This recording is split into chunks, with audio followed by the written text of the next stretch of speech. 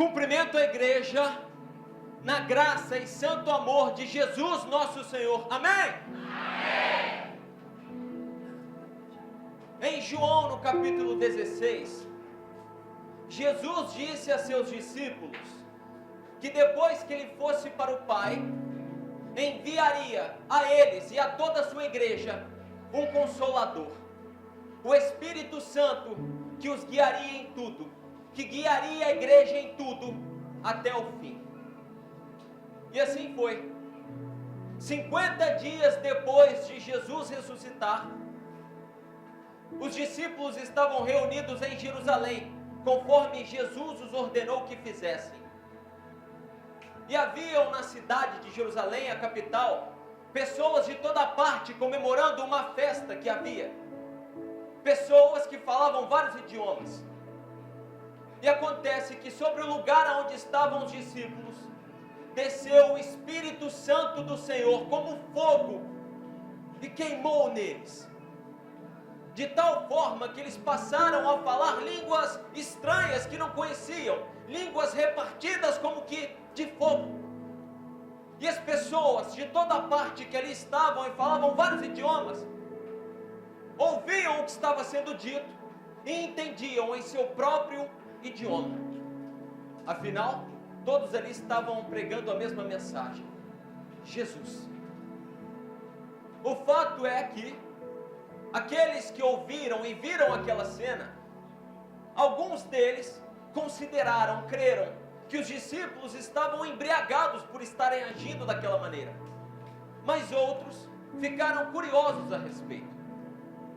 O apóstolo Pedro se aproveitou disso e pregou àqueles que estavam ali.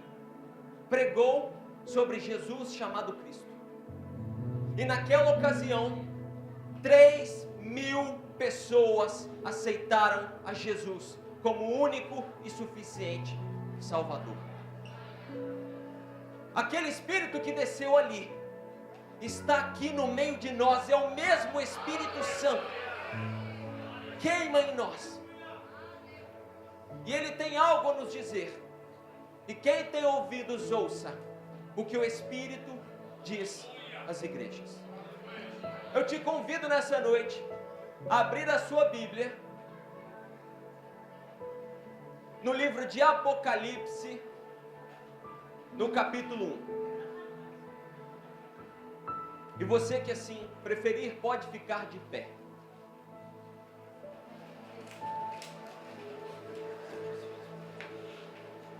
Último livro da Bíblia, a revelação de Jesus Cristo. Apocalipse, no capítulo 1. Nós vamos ler a partir do versículo 7, amém?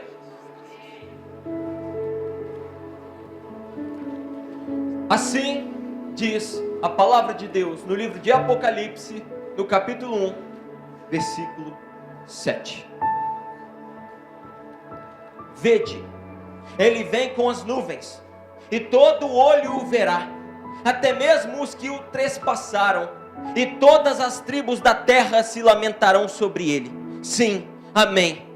Eu sou o Alfa e o Ômega, o princípio e o fim, diz o Senhor, aquele que é, que era e que há de vir, o Todo-Poderoso. Vamos orar ao Senhor, pedindo que nos esclareça a sua palavra a nós nessa noite. Para orar, gostaria de convidar aqui à frente o meu irmão missionário Alisson. Por favor, Alisson. Ele não é meu irmão de sangue, mas é quase. Oremos a Deus. Senhor, aqui já na tua presença, profundamente gratos, Pai, pelo privilégio de estarmos aqui.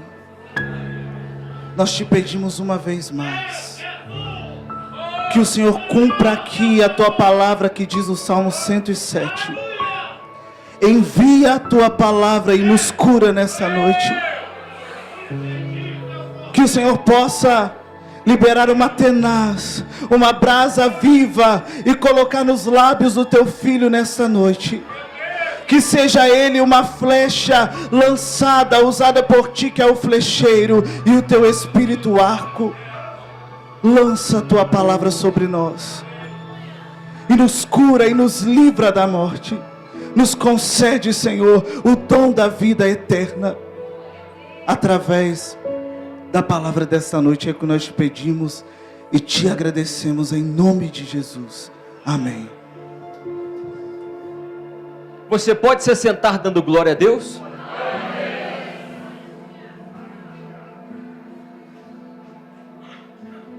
Em Atos, no capítulo 2, no evento que acabei de mencionar, iniciou-se a igreja de Cristo.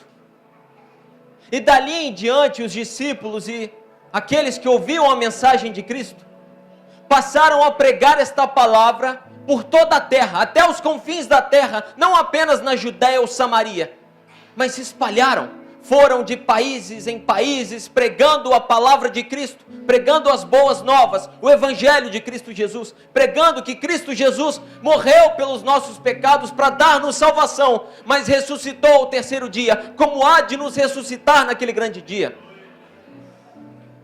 E a pregação deles era poderosa, e guiados pelo Espírito Santo, em cada lugar onde pregavam, pessoas aceitavam a Jesus. Igrejas eram edificadas, e rapidamente a igreja de Cristo foi crescendo, rapidamente cresceu, foi se alastrando como fogo, se alastrava com o fogo do Espírito Santo. Rapidamente a igreja cresceu em membresia, passou a estar em vários países, por toda a parte do império da época, que era Roma.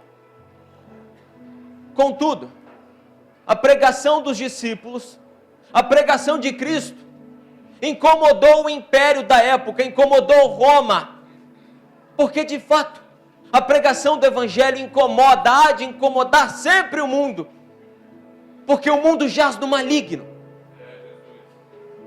A pregação incomodava o império da época, chamado Roma. Afinal, Roma queria que seus imperadores fossem adorados como deuses. Mas os discípulos, aqueles que pregavam a palavra do Senhor, os apóstolos agora, pregavam que há somente um Senhor, um Deus digno de toda honra e toda glória. Então, Roma incomodou-se, houve um problema. A pregação do Evangelho não era compatível com o império, com o sistema. De tal forma que Roma iniciou uma perseguição aos cristãos. Eles eram ajudados até mesmo pelos judeus, pelos fariseus. Roma iniciou a perseguição. Inicialmente os cristãos perdiam seus direitos civis, perdiam suas casas, mas depois passaram a perder suas vidas. O primeiro mártir foi um homem chamado Estevão. A palavra conta no livro de Atos que houve esta ocasião em que este cristão chamado Estevão estava sendo apedrejado por várias pessoas. Enquanto morria, ele que deveria baixar a sua cabeça em virtude das pedras, não baixou sua cabeça, mas ergueu seus olhos, ergueu sua cabeça, milagrosamente o fez. E quando ergueu sua cabeça, ele, tomado pelo Espírito Santo, o mesmo de Atos 2, o mesmo que está aqui, olhando para o céu, cheio do Espírito, ele viu o Cordeiro de Deus, o Filho de Deus, Jesus Cristo, à destra do Deus vivo, de braços abertos. Diante dessa cena, ele clama ao Senhor algo maravilhoso. Estevão diz: Senhor, não impute a esses que me apedrejam, não impute a eles este crime, não impute a eles isto. Então, Estevão foi morto, apedrejado, e foi para o Senhor Jesus. Mas as vestes ensanguentadas de Estevão foram lançadas sobre o pé do homem que ordenou a sua execução, que ordenou o seu apedrejamento, um homem chamado Saulo de Tarso. e a oração de Estevão foi ouvida. Muito pode a oração do justo em sua eficácia. Porque quando Estevão orou e pediu ao Senhor que não imputasse aquele mandante do crime, Saulo, o crime de apedrejá-lo, de fato o Senhor tinha um plano com Saulo. A Bíblia conta então, no livro de Atos, no capítulo 9, que este mesmo Saulo, homem que era cidadão romano, apesar de ser judeu, homem que tinha privilégios na sociedade, este Saulo, que perseguia cristãos com o aval do sumo sacerdote, ele estava indo até a cidade chamada Damasco, para matar, para assassinar mais cristãos, como sempre fazia, para matar um cristão que lá havia chamado Ananias. Mas indo até a cidade de Damasco, no meio do caminho, quando era meio-dia, quando o sol raiava mais forte a pino, algo aconteceu. O próprio Cristo, que até aquele ponto Saulo odiava, o próprio Cristo, que naquele momento era para Saulo um inimigo, apareceu a Saulo. Era o sol do meio-dia, o sol mais forte, mas a luz de Cristo raiou mais do que o sol. A luz do Cristo, que é muito maior do que qualquer sol de quinta ou primeira grandeza, porque Ele é a própria fonte de toda a luz. E raiou de tal forma que Saulo, que andava em escuridão, caiu e cegou-se. Suas vistas foram cegadas. Saulo passaria 3 dias cego. Quando cai no chão, ele ouve. O Senhor Jesus diz a ele: Saulo, Saulo, por que me persegues? Interessante, Jesus já havia ido para o Pai. Saulo não perseguia Jesus em fato, porque Jesus já estava entronizado, já estava junto do Pai. Então por que Jesus diz: Saulo, Saulo, por que me persegues? Porque Saulo perseguia a igreja. E onde está a igreja de Cristo, está Cristo. Cristo não desampara a sua igreja. Aquele que ataca a igreja, aquele que se rebela contra a igreja de Cristo Jesus, se rebela contra Cristo, porque Cristo é a cabeça da igreja e é o fundamento da igreja. Saulo perseguia a Cristo. Então, Saulo pergunta: quem és tu? E nesse momento o Senhor Jesus poderia acabar com Saulo em virtude do que vinha fazendo, ou então falar com pompa e poder e desfazer Saulo. Mas Jesus fala em humildade: sou eu, Jesus, a quem tu persegues. Ali, aquele que era um inimigo de Cristo, conheceu o próprio Cristo e foi transformado. Assim éramos também nós, inimigos de Cristo, porque éramos amigos do mundo. Mas um dia raiou sobre nós a luz de Cristo e houve transformação em nós. Quando Cristo age em nossa vida, a mudança não apenas é possível, ela é necessária. Quando Cristo age em nós, não há apenas a possibilidade de mudança, há mudança, transformação absoluta e real. Então, depois disso, Saulo vai até Damasco, onde o homem chamado Ananias, aquele a quem ele ia matar, ora por ele, e Saulo torna a ver. No fim das contas, Saulo era desde o princípio um vaso escolhido do Senhor para cumprir a sua obra. E daquele ponto em diante, o Senhor Jesus usaria Saulo. Agora, ele mudaria seu nome para Paulo, para melhorar sua pregação aos gentios. E Paulo, agora, que outrora, que anteriormente era um perseguidor, agora se torna um perseguido. Aquele que antes era alguém que procurava matar os cristãos, agora vão procurar matá-lo por causa de Cristo. Paulo se tornou um grande pregador. Pregou por toda a Ásia Menor, uma província de Roma.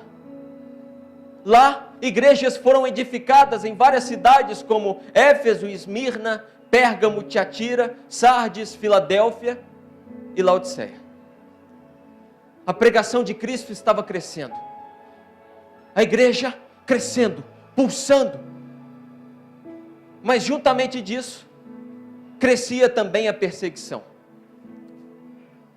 Tempos depois, o próprio Paulo, que anteriormente, em sua vida passada, era rico, gozava de privilégios, por ser um cidadão romano, o próprio Paulo foi perdendo tudo que tinha neste mundo, foi despendendo tudo que tinha, pelo Evangelho, para viajar, para pregar mais, para falar mais. Ele precisava falar, pregar mais de Cristo, não importava o que lhe custasse. Então Roma leva Paulo de prisão em prisão, tentando sufocá-lo, sufocar a pregação. Mas a cada prisão, Paulo escrevia uma carta. E nas cartas, ele aconselhava as igrejas. Ele não parava, ele precisava prosseguir. Mas no fim das contas, cortaram sua cabeça. O decapitaram. Paulo perdeu a cabeça, mas não importa. A cabeça de Paulo já era Cristo.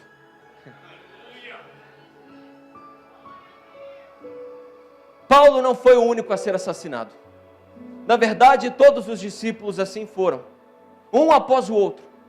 Os apóstolos foram cruelmente, brutalmente martirizados, um após o outro. Dos apóstolos, o primeiro a ser morto foi Tiago Maior, o irmão de João, o apóstolo que escreveu o livro de Apocalipse. Depois dele, os outros o seguiram: Tiago Menor, Judas Tadeu, Simão Zelote, Simão Pedro. Aqueles homens apóstolos que pregavam a palavra com tanto vigor, foram sendo mortos um após o outro, de maneiras escabrosas, terríveis, por aquele império. Uns perfurados por lanças, por machados, crucificados de todas as formas. Todos foram para Cristo. Então, aconteceu que no ano 70, a cidade de Jerusalém caiu. Anos depois, tomou posse um imperador chamado Domiciano. Esse decidiu agravar a perseguição contra os cristãos. Afinal, ele queria ser adorado como Deus, e os cristãos que pregavam que só Jesus é Deus estavam atrapalhando. Domiciano queria ser adorado como Deus em vida. Assim queria que fosse. Então, no ano 80, Roma inaugura o Coliseu Romano. Você o conhece, já deve ter ouvido falar. Na inauguração do Coliseu de Roma, que durou vários e vários dias, milhares de cristãos foram assassinados. Milhares. Enrolavam carne em seus corpos e os jogavam às feras, leões que os devoravam. Mas agora eles estão juntos do leão da tribo de Judá. Então, aconteceu. Todos os apóstolos foram mortos. Todos. Com exceção de um. Por volta do ano 90, só havia um apóstolo vivo. João, o discípulo amado. João tinha profunda preocupação com a igreja. Tinha medo de que a igreja se corrompesse, adotasse falsas doutrinas, tendesse a Roma, deixasse Cristo e se aliasse a Roma, em troca de benefícios, para não serem perseguidas. João se muda até a cidade de Éfeso, capital da Ásia Menor, na intenção de ali pastorear várias igrejas, como a de Éfeso, Esmirna, Pérgamo, Tiatira, Sardes, Filadélfia e Laodiceia. Igrejas que foram alcançadas pela pregação de Paulo. Ali, João escreve até mesmo cartas às igrejas, falando, exortando as igrejas a respeito da necessidade de permanecer na sã doutrina de Cristo. Mas João também precisava ser silenciado. Era o último apóstolo. A tradição cristã diz que Domiciano tentou afogar João em óleo fervente. Tentou matá-lo com óleo fervente. Mas o óleo que havia dentro de João queimava mais do que o que estava fora.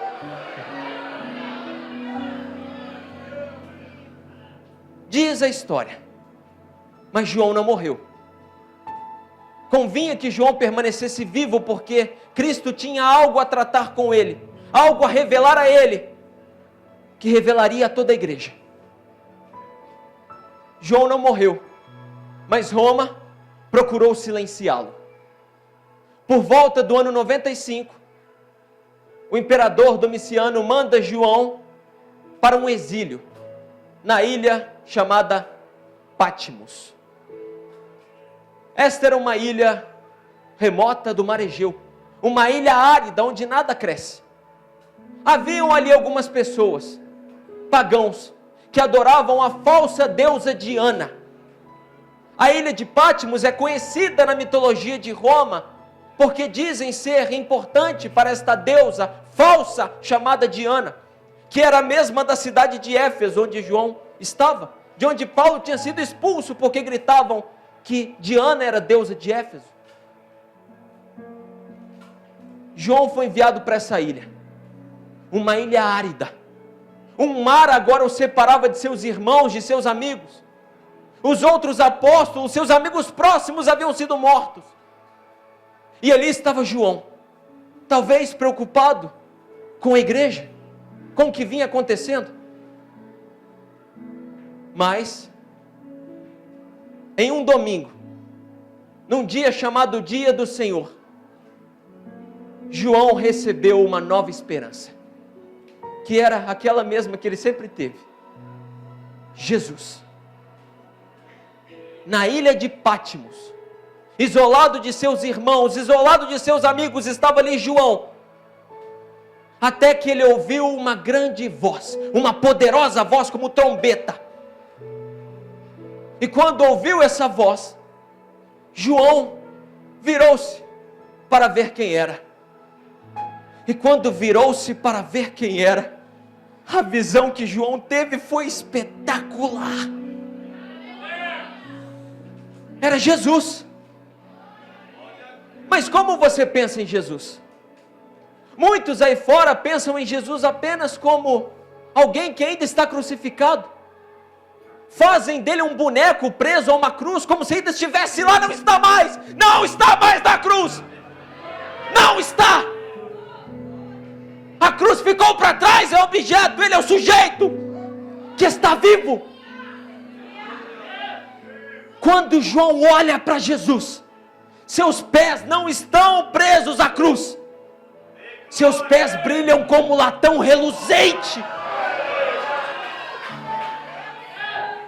As suas mãos não estão presas à cruz mais. Agora, com suas mãos, ele sustenta os pastores, sustenta as igrejas. Seus olhos não estão mais inchados, embotados de sangue como na cruz. Agora eles brilham como chama de fogo que consome pecado. Seus cabelos não estão empapados de sangue.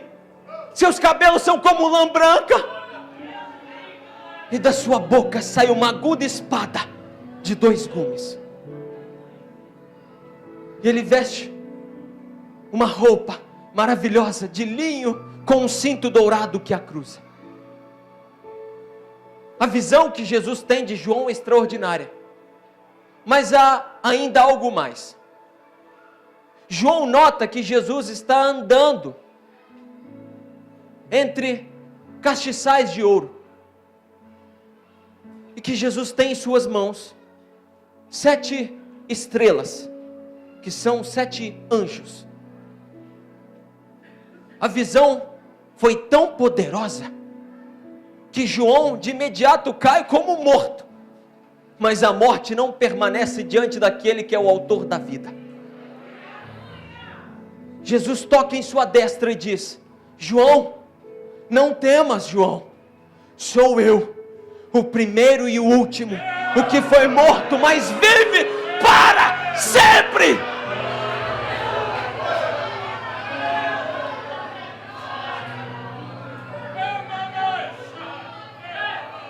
E sabe o que eu tenho, João? Eu tenho as chaves da morte, do inferno.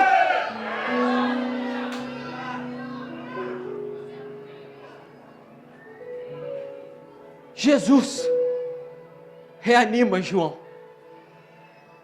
porque João tinha algo a escrever. Jesus diz a João: João, te direi, então escreve. Te direi, João, o que escrever às 7 das igrejas que estão na Ásia Menor. Por quê? É porque Jesus se importava com sua igreja. Na verdade, Jesus revelou para João que os candelabros nos meios dos quais ele andava eram as igrejas.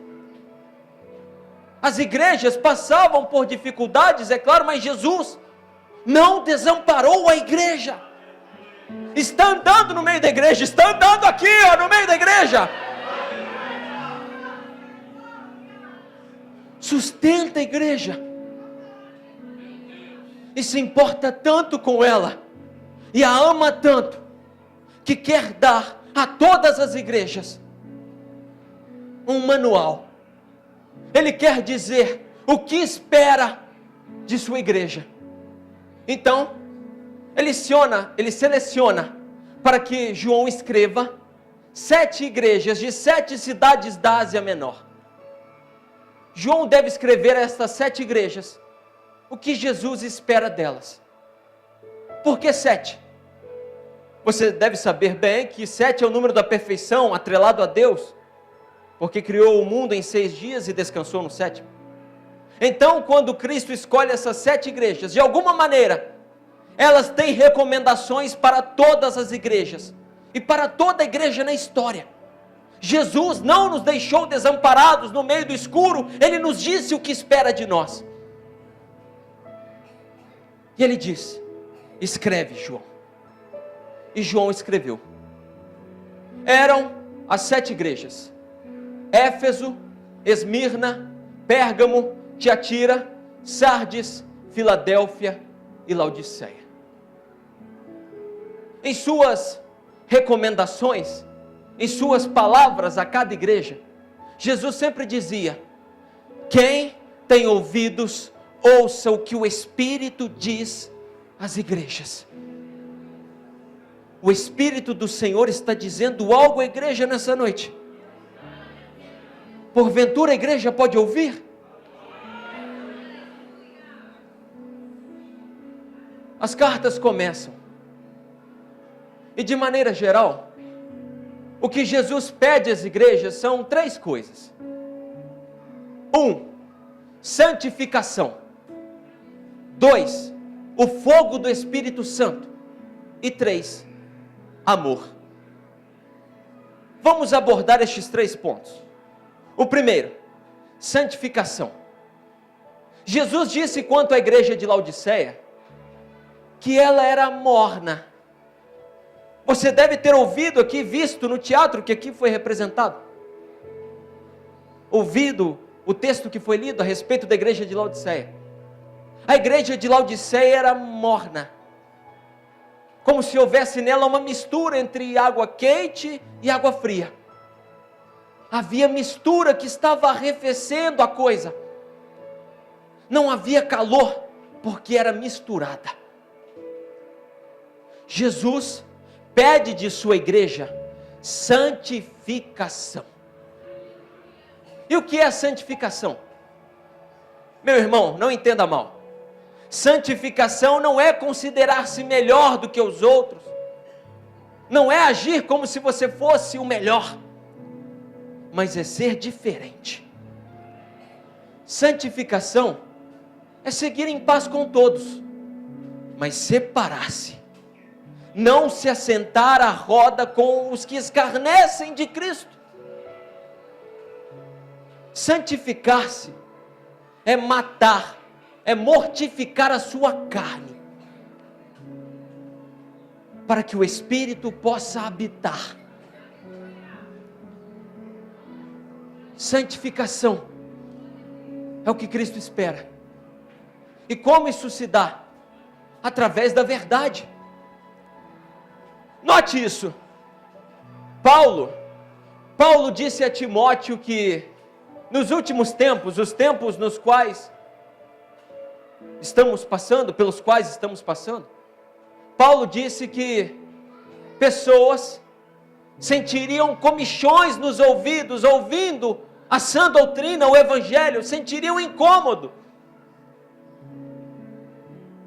A doutrina, a palavra os incomodaria, a tal ponto que buscariam para si falsos mestres com falsas doutrinas, com mentiras que lhes agradassem. Porque a palavra ela muitas vezes vai contra o que a minha carne quer. Na verdade, a palavra ela sempre vai contra o que é da carne, porque ela é do Espírito.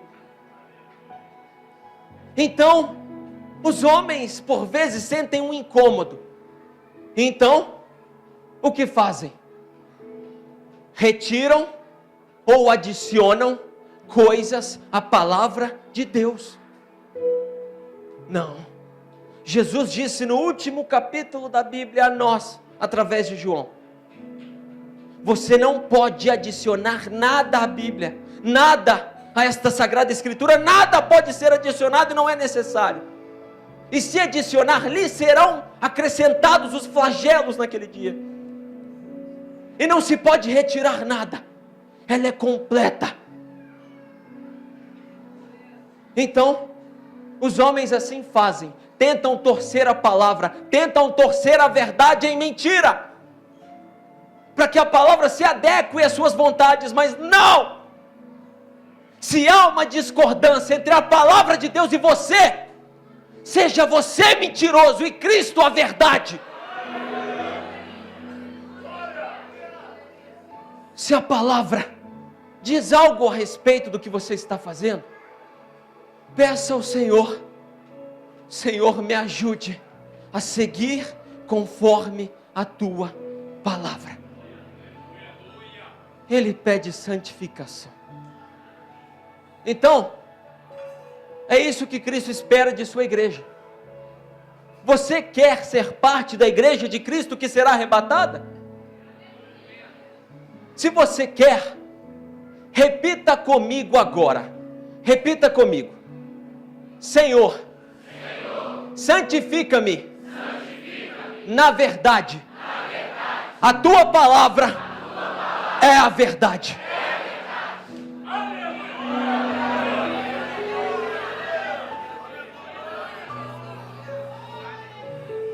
Próximo ponto. Cristo pede o fogo, o ardor do Espírito Santo. Note, Cristo disse que a igreja de Sardes agia, pretendia estar como viva, mas na verdade estava morta. Eles agiam como se houvesse vida do Espírito neles, mas na verdade era um espírito de engano que estava operando em Sardes. Porque apesar de agirem, de pretenderem ser vivos, na verdade estavam mortos. Então, que fogo tem operado em nós? Há um fogo estranho que opera aí fora, do espírito de engano, fogo estranho como de Nadab e Abiú. O que tem operado no meio da igreja? O fogo tem que ser do Espírito Santo, e tem que queimar, De que maneira? Queimar e ir se apagando aos poucos, ir piscando, indo e voltando? Não. Tem que ser como Provérbios 4,18, tem que brilhar mais e mais. O fogo tem que queimar continuamente sobre o altar. Eu sou o altar. Tem que queimar continuamente sobre o altar. E não pode se apagar jamais. É como a candeia das virgens prudentes, não podia se apagar, tinha que se manter acesa até a hora que o noivo voltasse. Então, você pode me dizer: olha, Fábio, eu venho tentando. Eu venho em todos os cultos, eu oro, eu louvo, eu procuro o Senhor, eu o busco, mas eu ainda não estou sentindo. Se você sente isso, se é o que está acontecendo, repito, muito pode a oração do justo em sua eficácia. O Senhor disse e é fiel para cumprir: busque-o e o encontrará. Busque-o enquanto pode achar. Talvez você sinta que a coisa está se apagando, mas Ele não apaga o pavio que fumega. Coloque lenha, adicione a palavra. O fogo vai arder. O fogo do Espírito Santo. Então, se você quer ser parte da igreja de Cristo que será arrebatada, repita comigo agora. Repita comigo. O fogo arderá continuamente sobre o altar e não se apagará. Glória a Jesus por isso.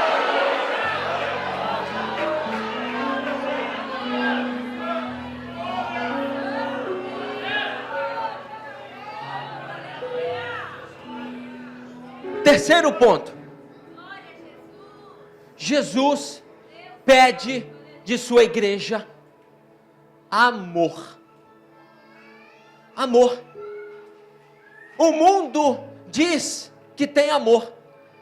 Tem um amor fabricado, falso. Dizem fazer amor, mas o amor não se faz, ele se vive. Jesus disse à igreja de Éfeso que tinha boas atitudes, rejeitava falsas doutrinas, mas tinha se esquecido, deixado o primeiro amor, mas que deveriam voltar para Ele. Tem que haver amor, o maior de todos os dons. Se não houver amor, não adianta mais nada. Se eu não amar Cristo com toda a minha vida, não adianta dar tudo que eu tenho aos pobres, ou dar meu corpo para ser queimado em libação do altar. Se eu não amar Cristo com toda a minha vida, de toda a minha alma, mente, entendimento, já não há nada. Será que nos perdemos do primeiro amor? Temos que voltar ao primeiro amor. O primeiro amor é o daquele que primeiro nos amou. Cristo Jesus, que nos amou quando éramos ainda seus inimigos. Ele me amou primeiro. Ele me amou primeiro. Quando era eu miserável, Ele me amou. Cristo não te redimiu para depois te amar. Ele te amou e então te redimiu.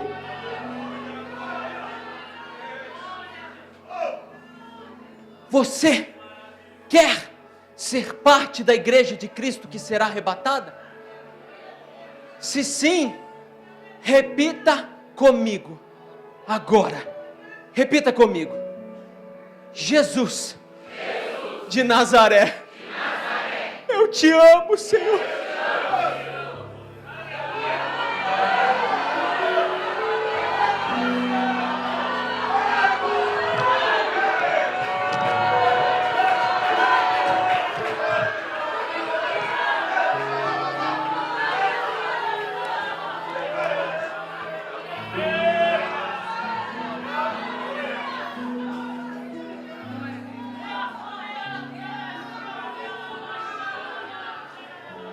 Analise o mundo ao seu redor. Olhe para tudo que vem acontecendo. Porventura assim têm agido os homens? Não. Tem se esquecido da santificação? Já não há mais o fogo do Espírito Santo? O amor de quase todos tem se esfriado porque vem crescer a iniquidade. De fato, esse mundo que jaz no maligno, que jaz em trevas, cada vez mais se afunda mais. Mas, meu irmão, ao ver crescer essas coisas, não atente para elas, mas conforme disse o escritor de Hebreus, olha firmemente para Jesus, autor e consumador da fé. Quando verdes essas coisas acontecendo, erguei seus olhos, erguei a sua cabeça, a redenção está próxima.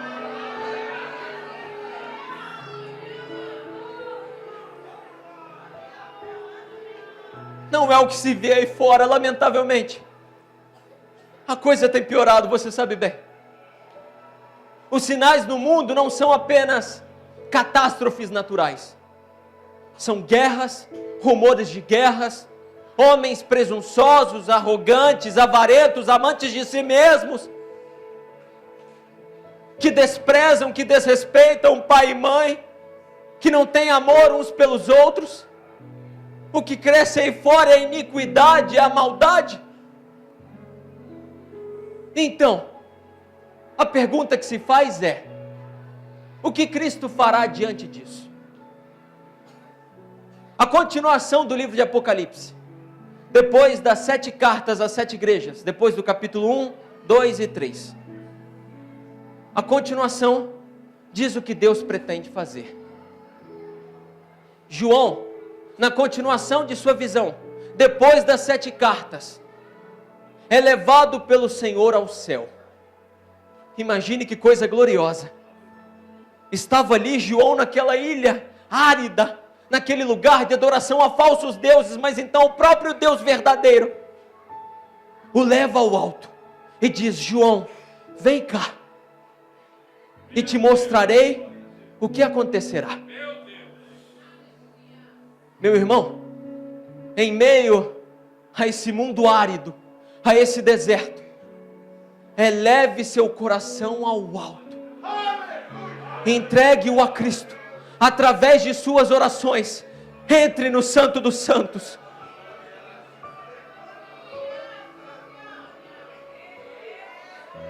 E ali novamente o que João vê extraordinário. João vê o trono de Deus, que segura em sua mão direita um livro selado por dentro e por fora com 7 selos, e ao redor 24 anciãos e 4 seres viventes. É uma cena angelical, maravilhosa, celestial, algo incrível. Coisas extraordinárias. Seres de poder, seres viventes, anciãos. Mas ele fica curioso a respeito do livro. O Senhor tem em sua mão direita um livro, selado por dentro e por fora, com 7 selos. Ali estava o juízo de Deus, o que Deus pretendia fazer, a resolução de todas as coisas, o término de tudo, como Deus há de solucionar todo este problema que criamos. Mas lamentavelmente, ninguém foi achado digno de abrir aquele livro.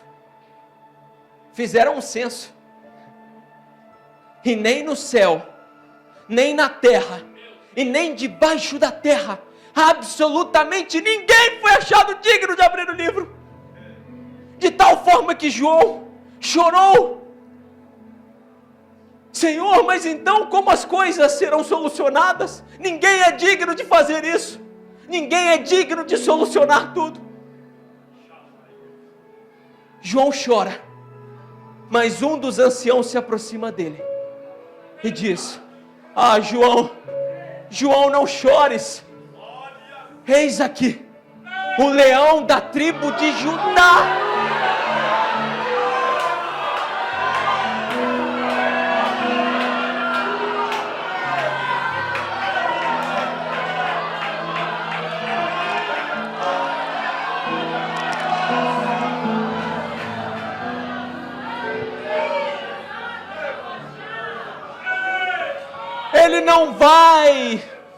não vai vencer, João, ele já venceu.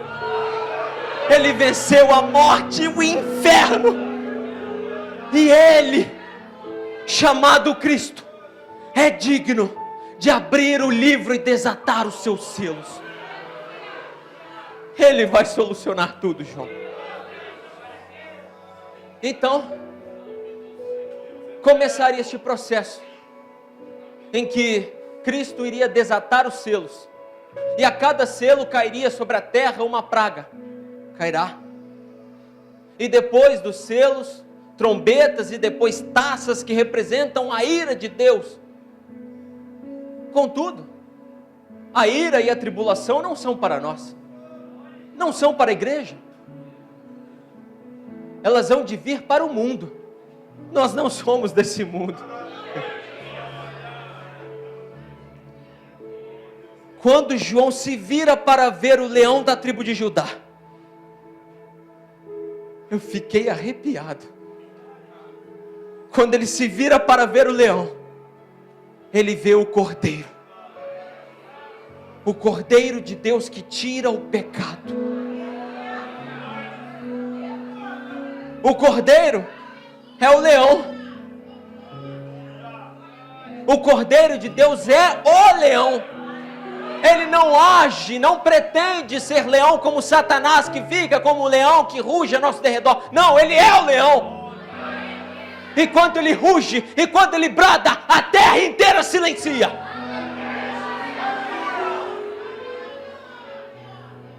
Porque no ato de sua crucificação, o Cordeiro se manteve em silêncio como um cordeiro mudo. Mas agora, quando o leão da tribo de Judá fala, o mundo inteiro silencia. O céu fica em silêncio. Leão e cordeiro é o mesmo Cristo. O leão da tribo de Judá haverá de trazer juízo a este mundo, no romper dos selos, no tocar das trombetas, no derramar das taças. Mas para nós, para a igreja, para João, o leão da tribo de Judá é o Cordeiro de Deus que tira o pecado. Para nós o leão é o Cordeiro. Quando João se vira, ele vê o Cordeiro. A tribulação não é para nós. Jesus disse à igreja em Filadélfia: porque você guardou, perseverou na minha palavra, eu te livrarei da hora da tribulação que há de vir sobre este mundo. E assim ele há de fazer. Sabe quando? Sabe quando? De igreja em igreja parece que Cristo se aproxima nas cartas das 7 igrejas. Nas últimas ele vem dizendo, como diz em Filadélfia: estou indo, chegando, vou com pressa. Mas na última, a de Laodiceia, ele já diz: eu estou à porta e eu bato. Cheguei. Oh, ele vem e vem depressa.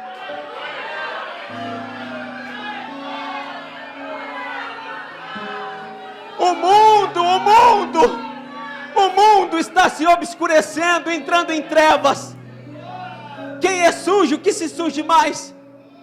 Mas a igreja de Cristo está cada vez mais se aproximando daquela veste de linho puro, branco, resplandecente. Em meio às trevas, raia na igreja cada vez mais a luz de Cristo. Porque Cristo vem saltando sobre os montes, aplainando vales e outeiros. Em meio à morte e em meio à dor, vem o dia do Senhor. E então, que visão! Feche os seus olhos e tente vislumbrar o momento que se aproxima. O céu se descortina de alto a baixo. as estrelas do céu giram, caem como frutos podres, e rasgando os céus, do ocidente ao oriente, do oriente ao ocidente, rasga os céus, rasga a escuridão, em meio às trevas, Cristo Jesus entre nuvens. E então, neste exato momento, a igreja sobe. Tudo o que tem para acontecer, há de acontecer. Mas quando tudo acontecer, Cristo não tarda, é de imediato. Quando Cristo estiver entre nuvens, em um abrir e fechar de olhos, é mais rápido do que um piscar, é de imediato. A igreja é levada, a igreja vai aos céus.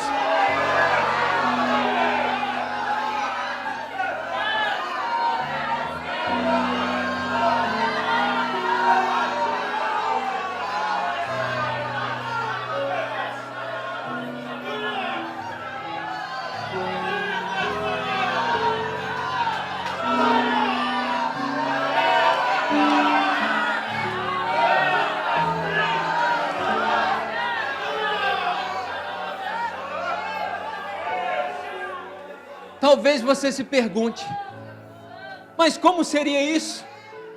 Sou carne e sangue, homem corruptível. Como seria isso? Como posso ser levado ao céu se meus pés não saem do chão? O mesmo Espírito que agiu em Atos 2 há de nos elevar e há de revestir esse nosso corpo corruptível com o que é incorruptível, um corpo de glória. E naquele momento a gravidade não vai nos segurar. De imediato, no mesmo momento, a igreja sobe.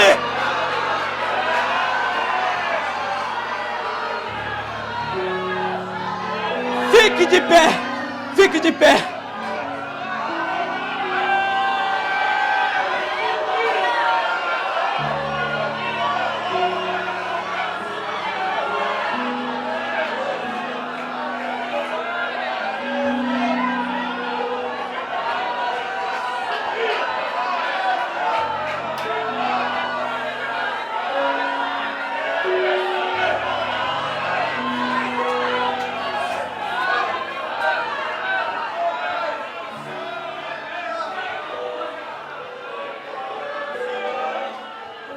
Na cena final, Cristo há de completar tudo. Nós nos reuniremos com Paulo, com João, estaremos todos lá. E cada um receberá conforme seu galardão, é claro, mas lá, nenhum de nós será superior ao outro. Seremos todos semelhantes. O único lá que terá algo de diferente, maior, melhor, será Cristo. Porque será o único com as marcas nas mãos, nos pés, no lado, com as quais comprou nossa salvação. E para encerrar, na cena final, João vê para o juízo Cristo voltando para agora sim pisar na terra, cortando os céus, abrindo os céus. Interessantemente, João nota, existe um exército atrás dele, muitos atrás dele, mas eles não usam espadas como se fossem guerrear. A guerra já está ganha, ganha com o sopro de Cristo. O exército que o segue tem vestes de linho puro, branco e resplandecente. Sabe quem são esses? Somos nós. É a igreja de Cristo. É a igreja de Cristo que virá com Cristo reinar. Você que crê nisso, você que quer estar naquele grande dia, naquela grande comissão, glorifique o nome dEle com toda a sua alma.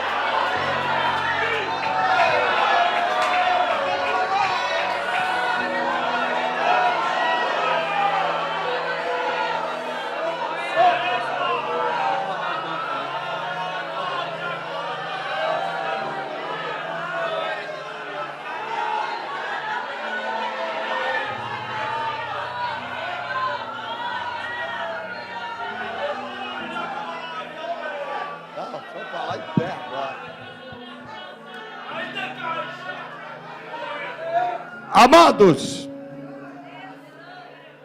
como sentimos a presença do Senhor. Uma pequena parte no final da experiência de João, que foi na ilha de Pátimos, quando o pregador falava daquela ilha, prisão,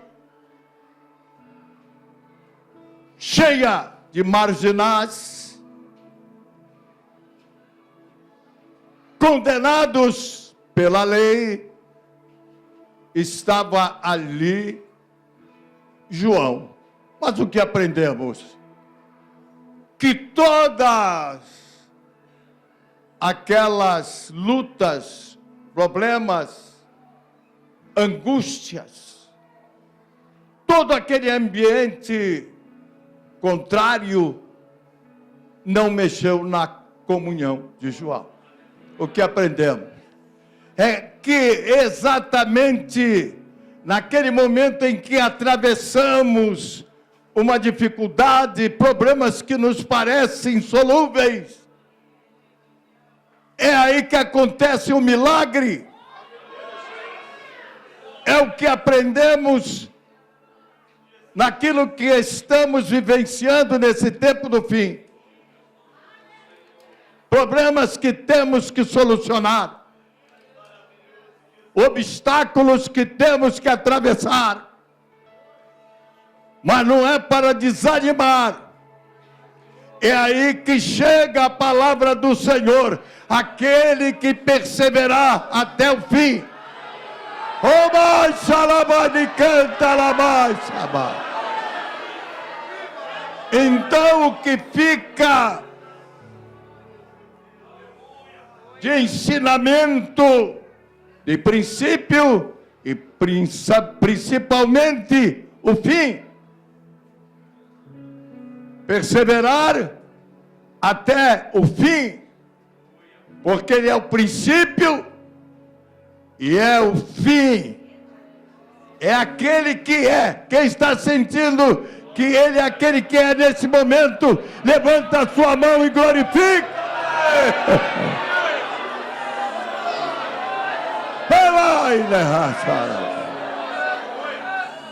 Mas ele é o que foi o princípio.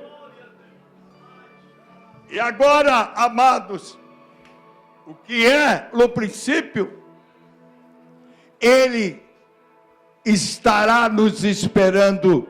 Ele é e será o fim.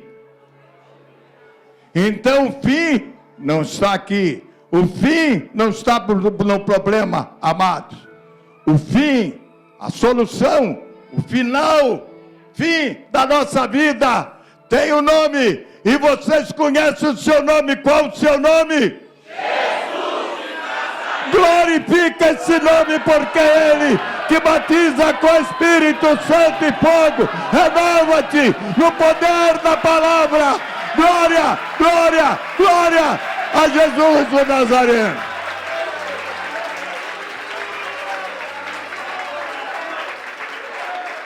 Amados, amanhã, permitindo o Senhor, teremos aqui algumas horas de estudo e nós vamos passar alguma coisa também, umas explicações sobre alguma coisa que foi dita, foi falado nessa mensagem gloriosa do meu neto. Quem não sabe, o pregador desta noite é o meu neto, Fábio Henrique. É alguém que, quando neném ainda, o Senhor nos falava que seria, amados, alguém que iria estar lado a lado, nos substituiria em muitas situações, quando haveria necessidade de pregar a palavra, de entregar o recado do Senhor. Então continue orando por esse varãozinho que é o meu neto. Amém, amados? E amanhã, permitindo o Senhor, teremos um estudo precioso. Eu falava com o Senhor, orando, e falando com o Senhor, Senhor, o que temos para o final, o dia final desse retiro? Qual a mensagem que o Senhor quer? E não vinha. E de repente veio a palavra, vai lá, em todos aqueles livros que você tem um livro lá, que eu quero que volte a editar. Dezenas e até centenas dele, para distribuir. E este livro fala exatamente do Cordeiro de Deus que tira o pecado do mundo, mas também, amados, é o leão da tribo de Judá. Que o Senhor vos abençoe, que o Senhor vos guarde. E quem recebeu uma poderosa bênção nesta noite, levante a sua mão e glorifique o Cordeiro de Deus. Aleluia! Glorificar o Cordeiro de Deus. Então vocês entraram na promessa dele, porque é o Cordeiro de Deus que tira, que cancela o pecado. É Jesus de Nazaré. E a graça de Deus Filho, o amor de Deus Pai e a doce consolação do Espírito Santo paire sobre cada um de nós. Paire sobre todas as ovelhinhas do Senhor espalhadas na face da terra, sobre o trabalho de cada um, agora e para sempre. Todos digam amém. Que assim seja. Quem foi abençoado? Amém. Se volte para o seu irmão e diga: eu fui abençoado e te abençoo em nome de Jesus.